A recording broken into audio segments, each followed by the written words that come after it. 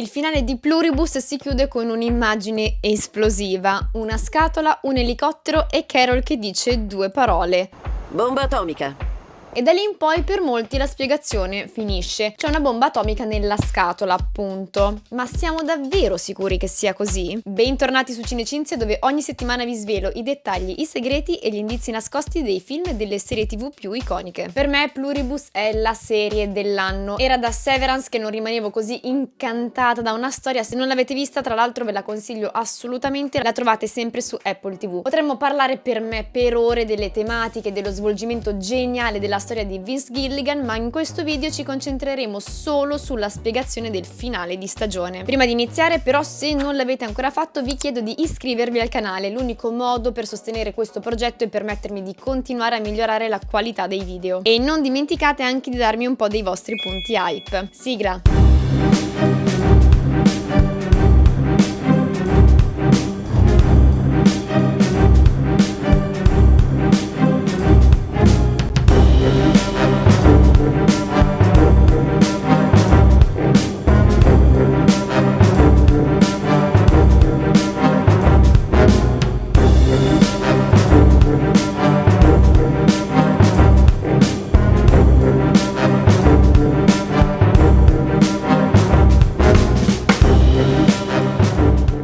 Per comprendere appieno la direzione verso cui sta procedendo la nostra storia, dobbiamo analizzare 2 elementi fondamentali. 1. La scatola con cui viene trasportata la bomba atomica e 2. I codici radio che vengono studiati da Manusos. Partiamo dalla scatola e concentriamoci solo su quello che la serie ci fa vedere, non quello che ci viene detto. La scatola è al centro della scena, non passa sullo sfondo, non è un dettaglio rapido, viene inquadrata chiaramente più volte e la camera si prende il tempo di mostrarcela da vicino. Questo significa una cosa molto semplice: la serie vuole che la guardiamo. E ormai abbiamo capito che quando una serie TV ci mostra un dettaglio tecnico in modo così leggibile non lo fa mai per caso. Sulla scatola ci sono scritte codici, indicazioni di peso e un nome di stoccaggio, tutti elementi che ci forniscono indizi importanti. La scatola ci mostra informazioni pratiche e logistiche ed è per questo che diventa il vero oggetto narrativo del finale. Non è misteriosa, ma addirittura troppo concreta. Sulla scatola ci sono scritti dei codici che ci spiegano quale sia il contenuto. Partiamo da quello più evidente, quello scritto grande sulla fiancata: SKUY 107021 6. SKU è una sigla comunissima, vuol dire Stock Keeping Unit, è un codice di inventario, si usa per catalogare, archiviare e tenere traccia di qualcosa. Non è un codice militare, non è un codice di armamento e non è una sigla governativa, è semplicemente un codice da magazzino. Quel numero subito dopo 107021 non ha nulla di tecnico o di bellico, non indica un modello, non indica una classe d'arma, sembra più un codice identificativo, qualcosa che deve essere conservato e riconosciuto. Accanto a questo codice poi compare un 6 staccato dalla sequenza principale e questo è un dettaglio importantissimo, non è parte del codice SKU, è un numero isolato come se indicasse una quantità, ed è qui che l'idea della bomba atomica inizia davvero a scricchiolare, perché una bomba atomica non ha bisogno di essere numerata in questo modo, non esiste un numero 6, non è qualcosa che viene suddiviso, contato o archiviato per unità. Quel numero separato suggerisce che non stiamo parlando di un oggetto unico, ma qualcosa che può esistere in più elementi. Subito dopo troviamo indicazioni come la tara, il netto e CUCAP, che sta per la capacità cubica, e i numeri scritti sulla scatola sono soltanto le informazioni tecniche standard del container, quindi non è la misura del contenuto in quel momento. Quando leggiamo netto 4350 kg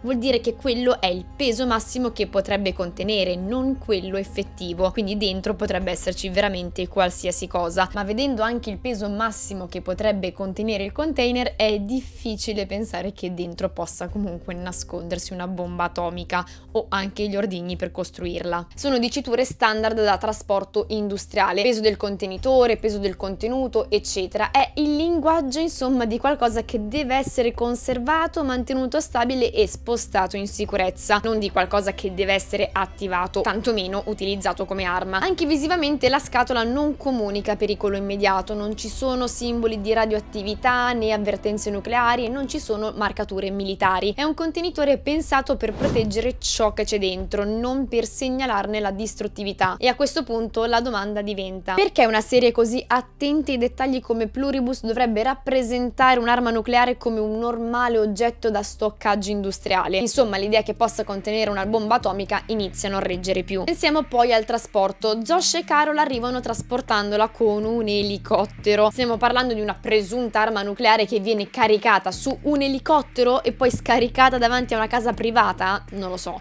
Senza scorta militare, tra l'altro, e senza alcun tipo di messa in sicurezza. È una modalità che non ha nulla a che vedere con il modo in cui le armi nucleari vengono gestite nel mondo reale. Una bomba atomica non è un oggetto che si sposta come un carico qualunque e nemmeno in un contesto narrativo, perché se fosse davvero una bomba atomica la serie non avrebbe avuto bisogno di mostrarci tutti questi dettagli, sarebbe bastata la parola, e invece ha fatto l'opposto, ha riempito la scena di indizi che raccontano un'altra storia. Quindi che cosa c'è davvero in quella scatola? Ovviamente la mia teoria è che all'interno ci siano gli ovuli di Carol. Nell'ultima puntata scopriamo che lei ed Elena avevano fatto congelare gli ovuli di Carol anni prima con l'idea di poter avere un figlio in futuro. E questa è una rivelazione volutamente tardiva. La serie sceglie di dircelo solo alla fine perché è una chiave che serve a rileggere tutto il resto. All'inizio infatti Carol crede che per diventare come gli altri serva una procedura diretta, qualcosa di fisico, una sorta di iniezione con un materiale biologico che le era stata descritta anche da Kumba, un passaggio invasivo che avrebbe per questo richiesto il suo consenso esplicito. E qui dobbiamo ricordarci una delle regole fondamentali della serie: gli altri non mentono mai, rispondono solo ciò che viene chiesto in modo diretto. Questo significa che non le hanno mai detto una cosa falsa, le hanno semplicemente tenuto nascosta un'altra possibilità. Quella possibilità emerge soltanto nell'ultimo episodio. Gli altri hanno capito che possono ottenere le cellule staminali necessarie per convertirla partendo dagli ovuli congelati, senza quindi doverle fare alcuna iniezione, senza passare dal suo corpo e quindi senza chiederle il consenso. Gli ovuli rappresentano l'accesso biologico definitivo a lei ed è per questo che secondo me Carol richiede esplicitamente indietro i suoi ovuli. Gli altri per loro stessa natura non possono rifiutare una richiesta esplicita e non possono mentire su ciò che consegnano. Se lei chiede i suoi ovuli, loro glieli portano, esattamente come lei pensava che se avesse chiesto una bomba atomica gli altri gliel'avrebbero portata. Il motivo per cui Carol la chiama bomba atomica però non è letterale ma strategico, serve a sviare Manusos ma anche a sviare noi spettatori. In questo senso Carol non mentirebbe sul significato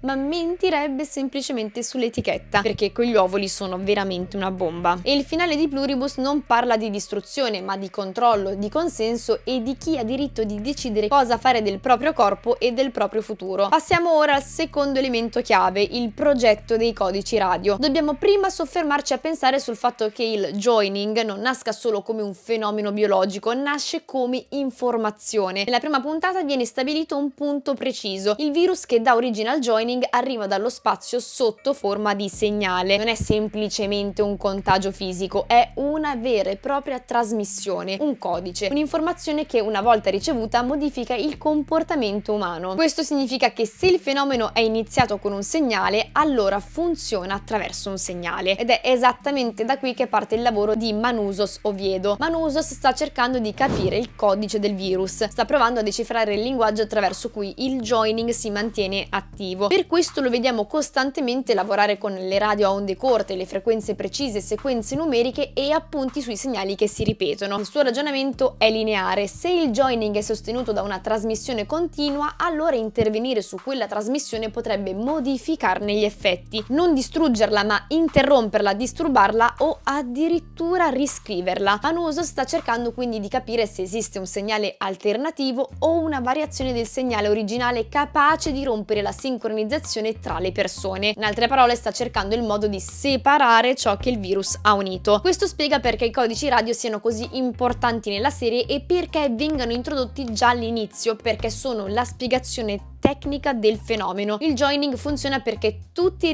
ricevono la stessa informazione nello stesso modo. Il lavoro di Manusos mira a fare l'opposto, cercare una simmetria nella diffusione. Se il segnale tiene insieme la coscienza collettiva, allora un segnale alterato potrebbe spezzare il collegamento, far riemergere pensieri individuali o almeno creare delle zone di instabilità nel sistema. Ed è per questo che il suo progetto è messo in parallelo con quello di Carol. Carol protegge qualcosa di biologico, i suoi ovuli, che impediscono agli altri di accedere esclusivamente alla sua identità. Manusos invece lavora su qualcosa di informativo, il segnale, cercando di impedire al virus di continuare a funzionare. Sono due approcci diversi allo stesso problema, ma entrambi partono dallo stesso presupposto. Il joining non è invincibile perché dipende da una struttura precisa biologica e comunicativa. Il finale di Pluribus non ci mostra solo il risultato del lavoro di Manusos, ci mostra solo che quel lavoro è ancora in corso. Manusos prova infatti a trasmettere il segnale radio ad uno degli altri ed effettivamente qualcosa di anomalo succede. Le persone collegate al joining iniziano a reagire tutte insieme, perdono coordinazione, si fermano, poi svengono contemporaneamente. È come se la sincronizzazione si spegnesse per un attimo. Mentre il segnale è attivo, la coscienza collettiva va in crash. Subito dopo Carol interviene e ferma Manusos, interrompendo così l'esperimento prima che possa continuare o dare risultati definitivi. La radio viene spenta, la scena si chiude e la serie non torna più su quell'azione. Non viene spiegato a parole che cosa sia successo, ma quello che vediamo è questo. Quando Manusos trasmette quel codice, il joining smette temporaneamente di funzionare. Se Carol cerca di salvarsi, Manusos sembra invece voler proprio salvare il mondo e non solo se stesso. Io non sono uno di loro.